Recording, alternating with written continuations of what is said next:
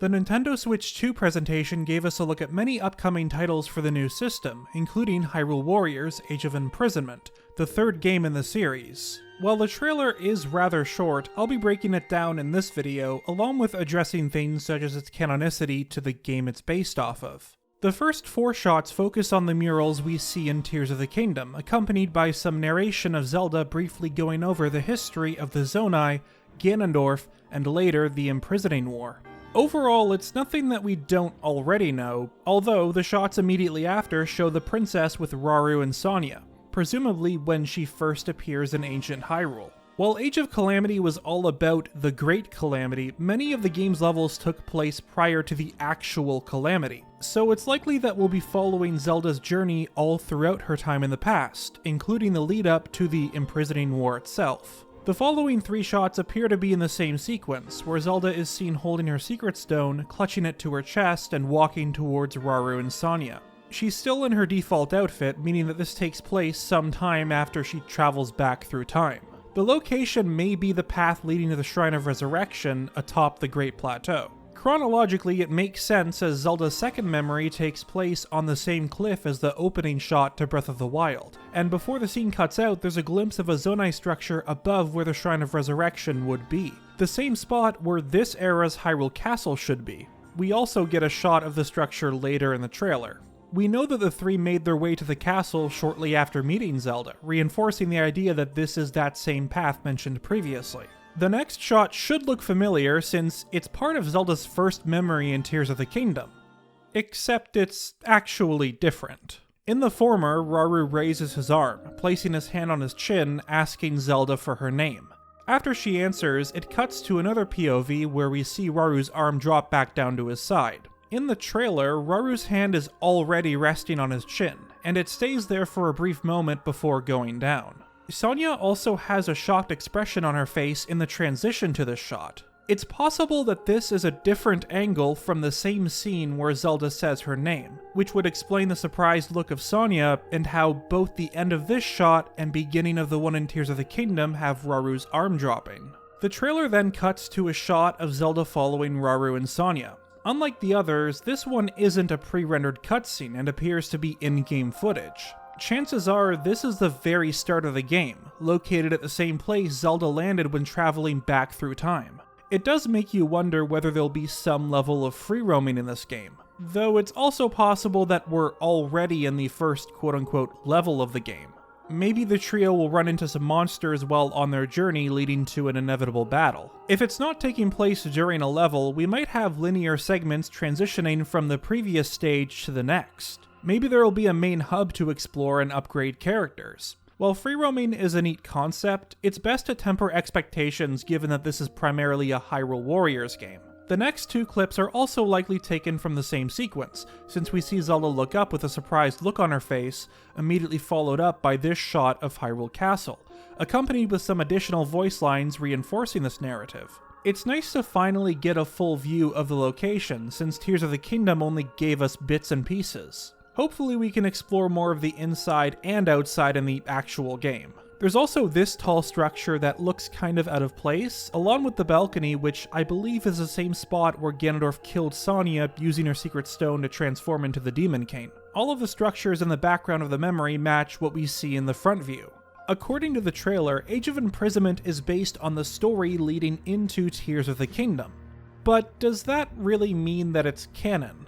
Age of Calamity was advertised as a game taking place during the events prior to Breath of the Wild, and this ended up being a disappointment for some once it was revealed to be an alternate timeline where the Great Calamity was thwarted. The way it was marketed made some people feel misled, and while criticism of the game has died down over time, I'm still disappointed on how it wasn't a true retelling of the events leading to Breath of the Wild. However, while that game used time travel to explain away the difference, the same can't be said for Tears of the Kingdom, since Zelda's entire story is literally going back through time and later trying to find a way to prevent the future tragedy.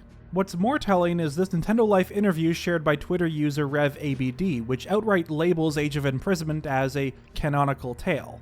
Although, technically you can argue that Age of Calamity's story is canon since it takes place in an alternate timeline and thus doesn't mess with the original story, so even with this quote, I'd prefer to not get my hopes up. The following shot shows Rauru on the battlefield wielding a Zonite spear. The color of the light making up the blade itself is gold, unlike the usual blue that Tears of the Kingdom Zonai weapons had.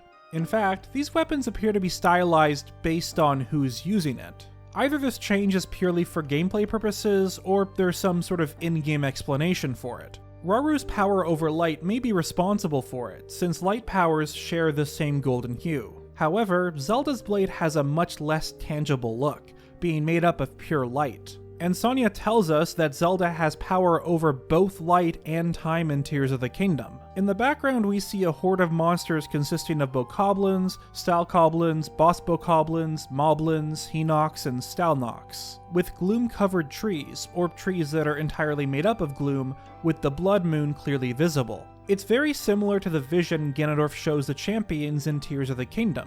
Hopefully we'll get to see Ganondorf on his horse again, since that felt like wasted potential.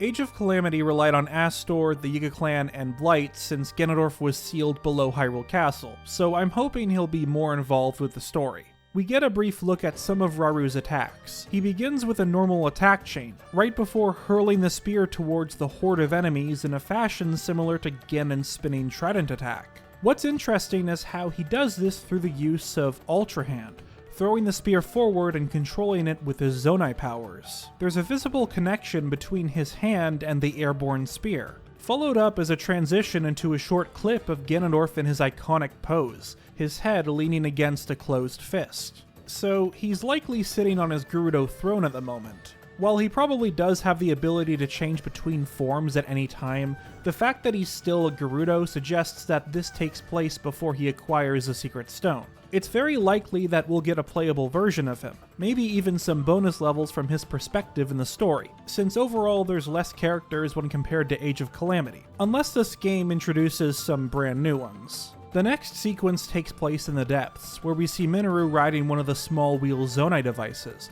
dodging a Frox attack. We already know that the Zonai had significant influence in the depths with the mining facilities and construct factory, but I'd love to see the game expand upon this with additional information. Minaru does wield a weapon similar to the Zonite sword, although it does differ slightly. Most of her attacks seem to be based on Zonai constructs, like the small wheel for transportation, and more importantly, her construct, which she summons mid-battle. What's interesting is how you can see her use the power of the Secret Stone to transfer her spirit from her body into the construct. It's really cool to see this ability in action, since the only other time it happens is after her physical form died. It also means that this construct is the same one later taken over by Ganondorf's Gloom, since in that game Link needs to build an entirely new one. The construct leaps up and launches Zonai rockets at the Frox. It's a much more overpowered and exaggerated variant when compared to Tears of the Kingdoms. Rather than having a single rocket attached to the back and hands, each component has a total of 4. Since different devices could be used with the construct, there may be other attacks involving lasers, fire, cannons, even a combination of things. There's a brief clip of Rauru clenching his fist in anger or rage. While the background is blurry, it looks like he's in a location covered with gloom. This shot could be taking place just after Ganondorf transforms into the Demon King, or just before the final confrontation with him leading to his eventual imprisonment. The third character we see gameplay from is the princess, dressed in her iconic Zonai outfit. She uses force powers to hurl her blade around, slashing the nearby Lionel, then uses recall to rewind its movement, striking the monster a second time. The last attack she uses is a singular burst of energy, creating an explosion of light engulfing the enemy. Next is a shot of the 7 sages standing side by side, including Zelda, Rauru, Minaru, and the 4 unnamed champions, all of which have their secret stones. It also appears to be the entrance of the Forgotten Temple, which makes sense since that was where the 4 other secret stones were hidden, meaning that it's likely taking place as they're leaving the temple after assembling the 7 sages as they all prepare to take on Ganondorf and his army. There's no dialogue in this part of the trailer, but Rauru is saying something at this moment. It's safe to assume that all 4 unnamed champions will be playable, along with Sonia herself. Probably? One of the biggest issues with making a game such as this is how to tackle the issue of death. Some games have no problem making characters playable regardless of what happens to them in the story. And in a game where you have to invest resources into leveling characters, it's a bit odd if you're completing a level of the main story campaign with someone who's canonically dead. I know that this is an issue for some. It might even be why Age of Calamity had an alternate ending with most of the characters living at the end. But personally, I've never had a problem with it. At most, I'd suggest that the game divides each level into a story mode and free play mode, only restricting your characters for the former. TLDR, I believe that Sonya should absolutely be a playable character. Another positive about experiencing a story set in Hyrule's past is that it gives us an opportunity to get to know these heroes of the past. While Tears of the Kingdom did a fairly good job establishing the relationship Zelda had between Rauru, Sonya, and Minaru, the 4 champions of that time are a completely different story. Very little is said about them. We don't even know what their names are or what they look like, and the one time we do meet them, they're all given the same copy and paste speech, to the point where it's been memed on. Even if they somehow make this game an alternate story similar to Age of Calamity, it gives the Zelda team a chance to flesh out their characters and add some personality to them. It won't appease everyone, nor will it fix all of the issues that people have with the game, but there's so much potential here. The final sequence shows Zelda and Rauru performing some sort of joint attack. In Age of Calamity, each character had a unique special attack that could be used once the special attack gauge was filled. However, this was always limited to one character. Age of Imprisonment will likely have some sort of additional gauge to fill to unleash these combo attacks. We see both Rauru and Zelda prepare to strike. Zelda brings her blade back, readying a powerful strike, while Rauru does the same with his left hand. You can even see the concentrated light powers gathering at his palm, along with the light from Zelda's sword intensifying. Interestingly, Raru's third eye is open, making the staging of this attack similar to when he sealed Ganondorf, the main difference being that he's using his other hand to deal the blow. The structures in the background suggest that this might be just outside of Hyrule Castle. This sequence ends with a clip of Zelda and Rauru joining palms, combining their powers to, no doubt, unleash a powerful strike. This time, Rauru is using his right hand, given that we see the secret stone on him. However, this appears to be an overlay animation that plays whenever this combo is activated. While it's blurred out, the background clearly shows an in-game screenshot of Zelda and Rauru on the battlefield. I think that this shot of the two touching hands is actually meant to be before the previous shot. Both characters are standing idly and not in the pose we saw previously, and this attack isn't a pre-rendered cutscene. So what probably happens is the player triggers this attack, the screen blurs out and we see this animation play out, followed up by the attack itself. Since the attack involves two separate people, maybe the other character will be controlled by a CPU that follows the main character around. Or you can group up certain characters to fight together, since I assume you'd have to be at least close to the character you're attacking with. Beneath Zelda and Rauru are circles, which probably exist just to make the playable characters stand out. But Raru's has an additional ring, and I think that might indicate which of the two is the current active character the player is using. The trailer ends with the game's title, Hyrule Warriors, Age of Imprisonment, set to release sometime this winter. Overall, I am looking forward to playing this game, although it's mostly because of the lore. The Warriors games aren't necessarily my cup of tea, but Age of Calamity was fun enough, and yes, it did deviate from the original story, but it still did an excellent job with building upon the characters of that world, especially ones like Koga and Suga. I'd be lying if I said I was surprised that Koei Tecmo was making another Hyrule Warriors game. Age of Calamity sold very well given the type of game it was, and we know so little about this era, meaning that there's plenty of material to work with, whether that be new content or existing lore from Tears of the Kingdom like the ancient stone tablets. I'm really hoping that this game includes a bunch of in-between sections that'll really piece together these levels and make a coherent plot as to what happened with Zelda. But for now, I suppose that's it. Let me know what you guys think of this new Hyrule Warriors game, and do consider subscribing if you enjoyed this analysis. I'm currently working on a massive video where we cover the lore of every single mask in Majora's Mask, and it's turning out to be quite the project. I'm talking well over an hour long. In the meantime, you can always check out this video I made talking about the Stormwind arc.